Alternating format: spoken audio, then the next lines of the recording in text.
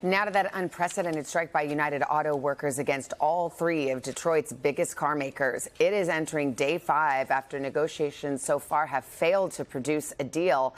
And now the union is threatening to expand the walkout if significant progress cannot be reached. NBC's Maggie Vespa joins us from the Ford plant in Wayne, Michigan. So let's start right there, Maggie. Where do negotiations stand?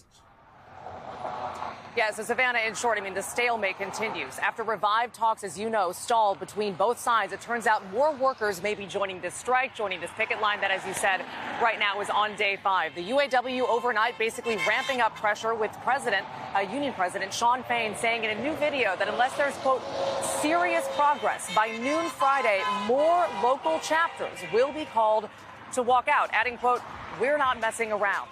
And this morning, Ford is also responding to that video, saying they're working on contingency plans in the event of more walkouts to basically keep Ford cars on the road. And it's also worth noting, you might have seen headlines overnight, auto workers at Ford's Canadian plants nearly also went on strike, but that was actually temporarily averted after the union said they received, quote, a substantive offer before that deadline. But that's something else that we're watching this morning, Savannah. And if this drags on, Maggie, consumers will start to feel it.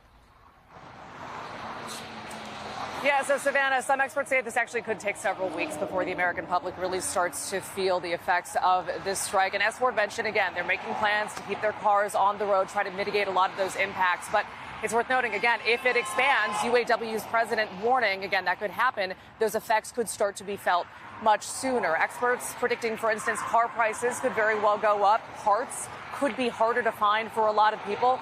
And then in the meantime, to kind of quantify a lot of this, we're getting an idea of the estimated cost of this strike. Goldman Sachs estimating that both GM and Ford could lose, basically each lose between $100 and $125 million per week, assuming this continues.